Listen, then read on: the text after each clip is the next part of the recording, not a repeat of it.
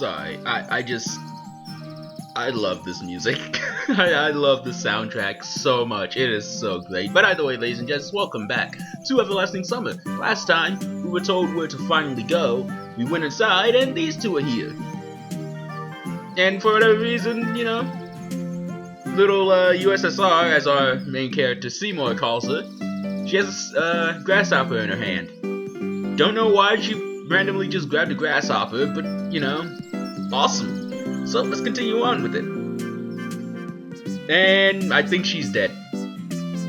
So the first girl squealed. She must not be too keen on insects as she instantly rushed off toward the place where Lenin presumably made a speech about the workers and the peasants' revolution. Are we really going on with this Lenin thing? If we are, awesome. I love it. Oh my god, is Lenin here? Let Lenin be here, damn it. Anyway, that is to say, toward the square. So that's where Lenin is with the... Oh well, whatever. The USSR glanced at me, grinned playfully, and then dashed after her. Not a bad start to the day. Absolutely no clue where I am. Besides that, there are some kids here role-playing as pioneers. And as far as I can tell, this place is located 1,000 kilometers away from my home. It might have been a different reality. And it was indeed a reality. I mean, everything around me seemed so real, if not a little embellished, and that I was starting to think that in my previous life could have just been a dream. And what am I supposed to do now? I don't know. Go inside this cabin? It's like something you can go inside of. Or we can fade to black and randomly come back to the cabin again. That'd be great. So I was picking at the cracked paving stones with my shoe and staring aimlessly at the club's building. Just a few more seconds before I have to come up with some decision. Or, you could have done it earlier when you faded to black, but nah. That's when I would caught myself rolling on the grass weeping. I cringed in disgust. Perhaps it's another instinct. When all energy for weeping and self-pitying is used up, the body either goes into hibernation or... Hope I can say this right. Mobilizes? No, that doesn't sound right. Mobilizes? Curse you, science! I don't know you.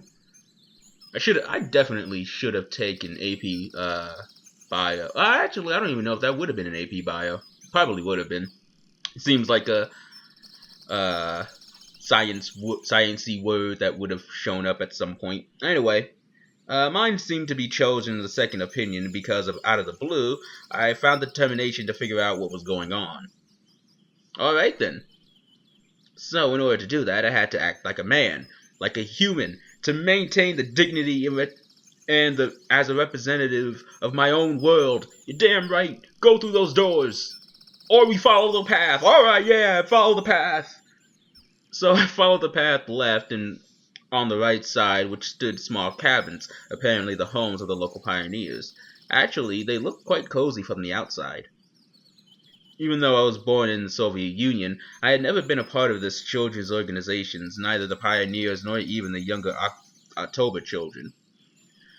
I imagined the daily life of a typical pioneer club a bit differently. Huge barracks with long rows of metal bunks, wake-up calls at 6 o'clock, played by a siren, 1 minute to make your bed, then joining the formation of the drill square. Or, wait, could I be confusing it with something else? Jail? The military? Suddenly, something struck me in the back. I staggered, but remained at my feet, and I turned around and prepared to fight heroically for my life. It's kind of hard for me to see some of these letters, actually, which is why I'm struggling a little bit. They're very tiny. But all I found was another girl standing before me. My mouth hung open in surprise, because she looks evil as all fuck. Pick your jaw off the ground. I'm sorry, I really can't do that when you're staring at me like you're about to, just cut me up. Have you ever watched, Mysterious Girlfriend X? Alright, you see, that's the look you're giving me right now when she was about to do the panty scissor attack. Anyway, the same pioneer uniform, but the way she was wearing it looked, let's say, provocative?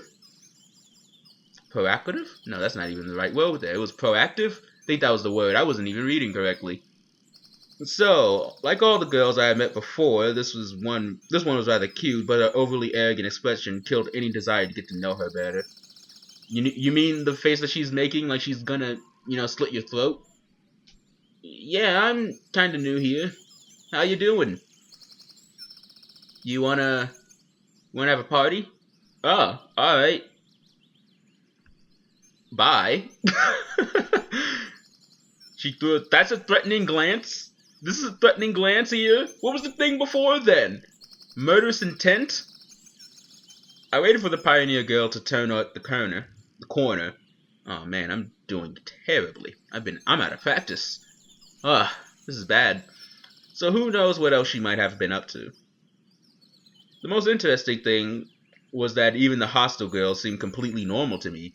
She didn't give off a feeling of some deadly danger. Aside from the fact that she had to look like she really wanted to stab me. Except maybe the danger of getting punched. There, see?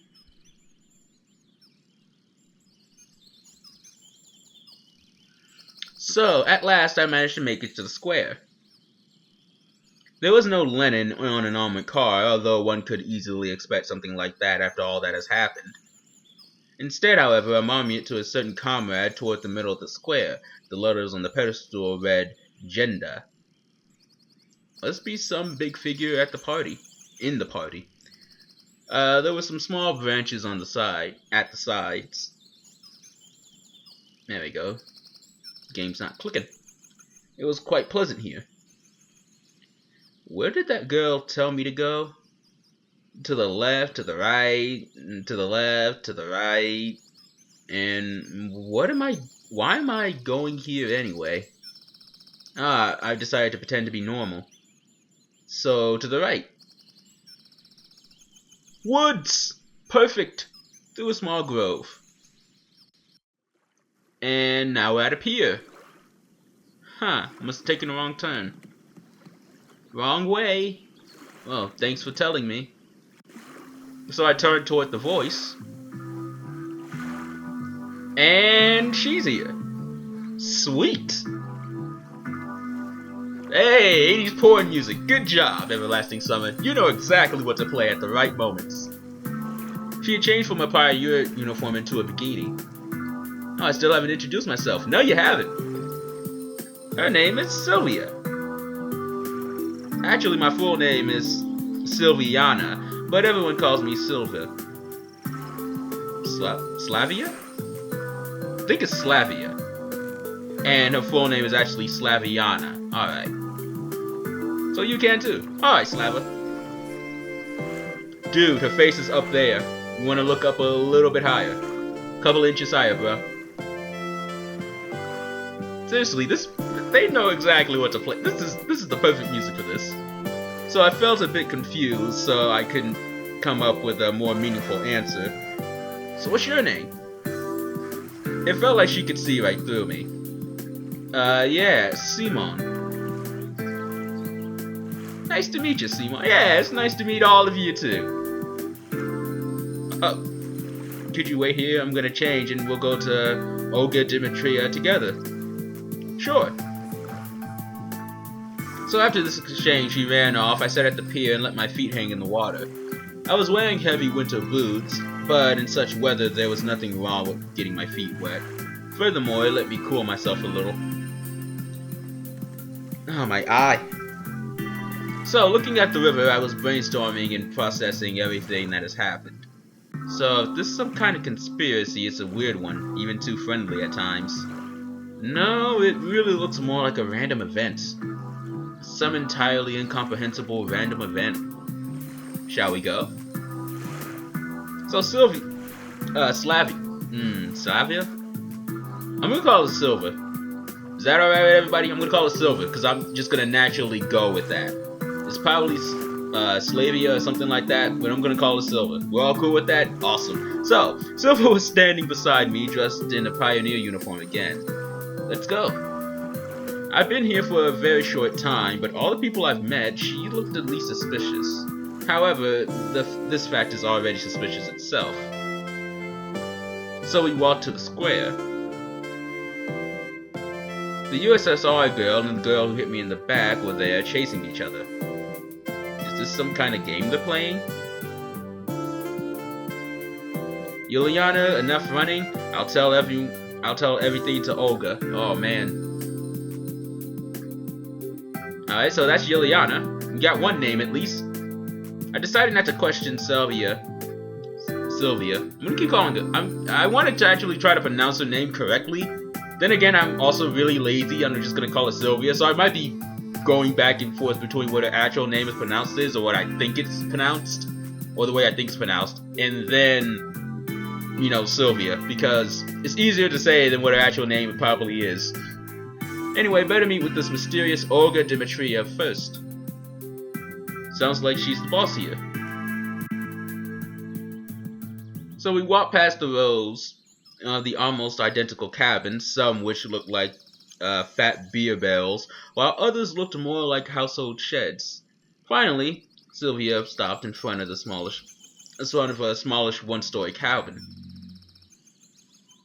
It looked like an artist's painting, and the faded paint chipping here and there with age was sparkling in the sun. The window shutters, slightly ajar, were swaying almost unnoticeably in the wind, and the huge lilac bushes were growing at the sides.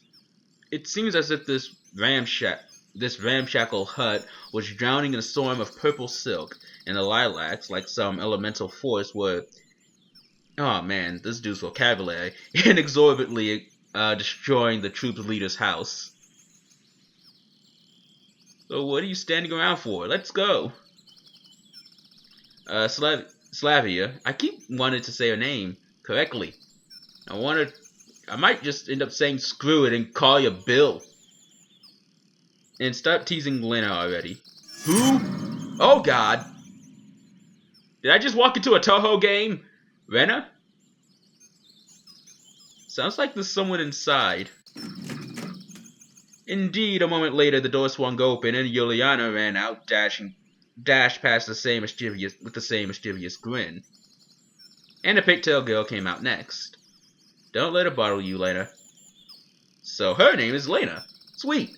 3 names. Now we just need to learn what the hot chick with the evil glare's name is, and we're all set. Gotta be thankful it's not Rena, at least. That's a reference to something I am not completely sure about. But I don't. Instead of finishing her sentence, she blushed quickly, headed towards the square. For some reason, I felt like turning and following her with my eyes, but Sylvia said, "Come." Oh, alright. So we entered the cabin. There's a creepy man up there. Are we gonna ignore that, or he's gonna talk about it? Let's see what he says. Inside it looked like something similar to what I imagined. 2 beds, a table, and a couple of chairs, a simple carpet on the floor, and a wardrobe. My eye is killing me. Nothing special, but at the same time it felt homelike and cozy, although this room was almost the same size, in the same state of disorder as my own flat. My eye. Hello! A girl standing near the window appeared, about 25 years old. Nature had obviously gifted her with a pretty face and a good body. Good job, nature. At least one thing that can keep you happy in this pandemonium, the locals are beautiful. You're finally here. Excellent. My name is Olga Dimitrieva. I'm the camp leader.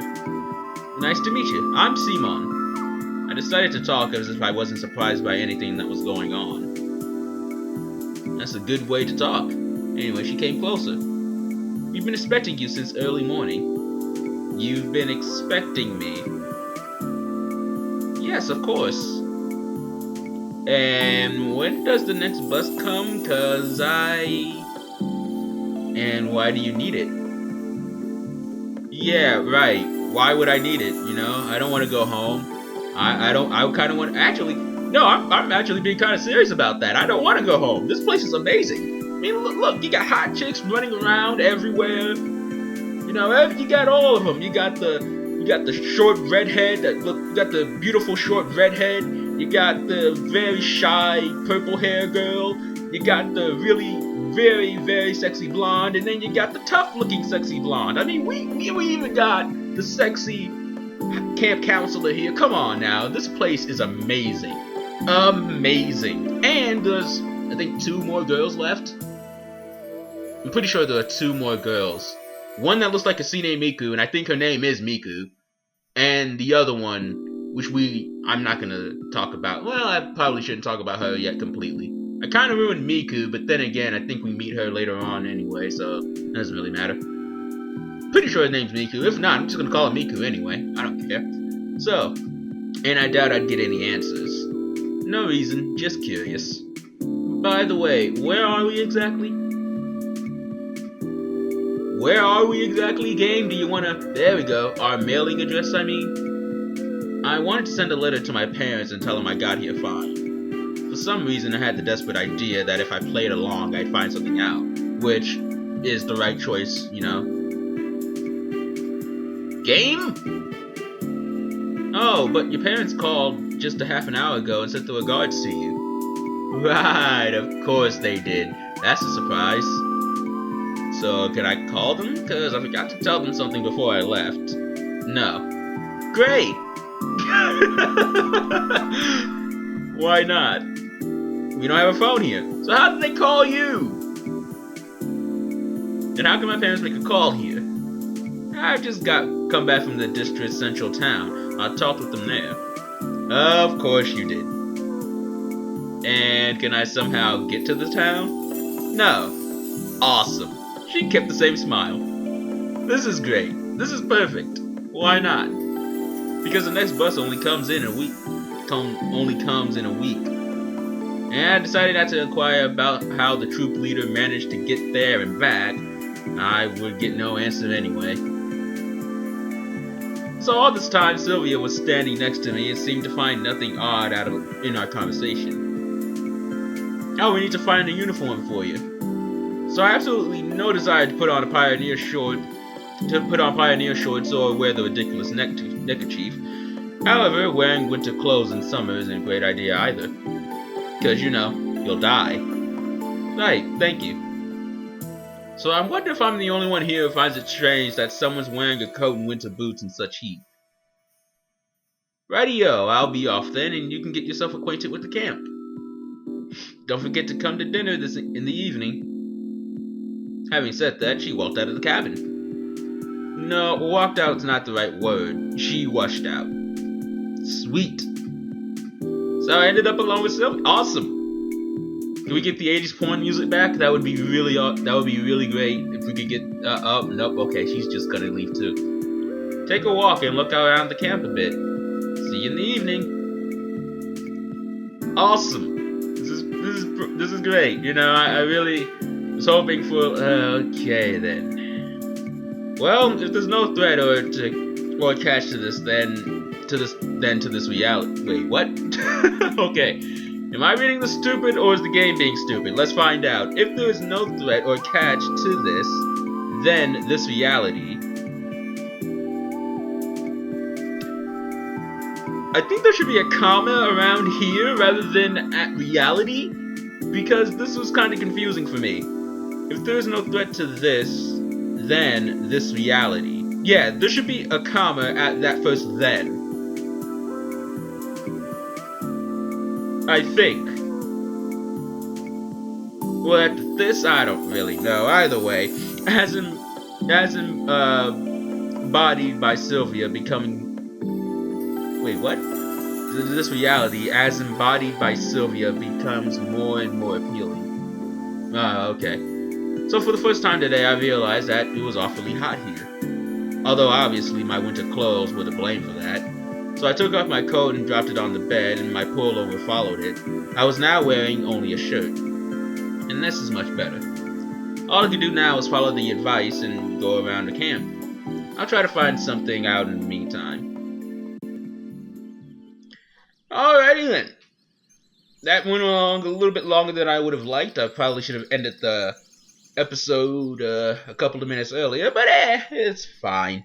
So either way, ladies and gents, I hope you guys enjoyed the video. If you did, go ahead and leave a like. If you didn't, you guys can go ahead and dislike. If you guys have a comment, you can go ahead and leave it within the comment section. And if at any point in time, ladies and gents, you guys happen to enjoy the stupid sound of my voice, then you guys can go and go ahead and subscribe. I'm messing up my outro.